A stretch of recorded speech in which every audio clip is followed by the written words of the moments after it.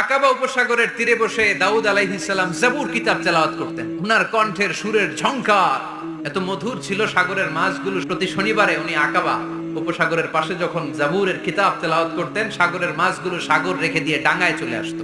এজন্য আল্লাহ বললেন, খবরদার, শনিবার এলাকাতে মাছ শিকার করা আমি হারাম ঘোষণা করলাম। এবার দাউদ আলাইহিস সালামের কওমের লোকেরা কৌশল করা আরম্ভ করে দিল। তারা বলল, আল্লাহ বলছে শনিবারে মাছ ধরা হারাম, খবরদার আমরা মাছ ধরবো না, তবে শনিবার আমরা বেড়া দিয়ে রাখবো। তো মাছগুলো যখন তেলাওয়াত করতে আসতো, এরা জাল দিয়ে বেরি দিয়ে রাখতো চারদিকে। শনিবারে ধরতো না, কারণ হারাম। বেরি দিয়ে রাখতো, রবিবারে যে ধরতো। আল্লাহ কি এটা বুঝাইছে? আল্লাহ বুঝাইছে শনিবারে যত মাছগুলো এসেছে এগুলো ধরা যাবে না। এগুলো যখন আবার সাগরের প্রবাহে ভেসে চলে যাবে, তোমরা আবার নৌকা নিয়ে মাছ শিকার করতে পারবে, ঠিক কিনা? ওরা কৌশল করে জাল দিয়ে রবিবারে যে ধরতো। আল্লাহ বললেন, আমার সাথে কৌশল করেছিস, তোদের উপর আমার লানাত, তোরা অভিশপ্ত বানর হয়ে যা। মুহূর্তে পুরো জাতিটাকে বানরে রূপান্তরিত করে দিল কে?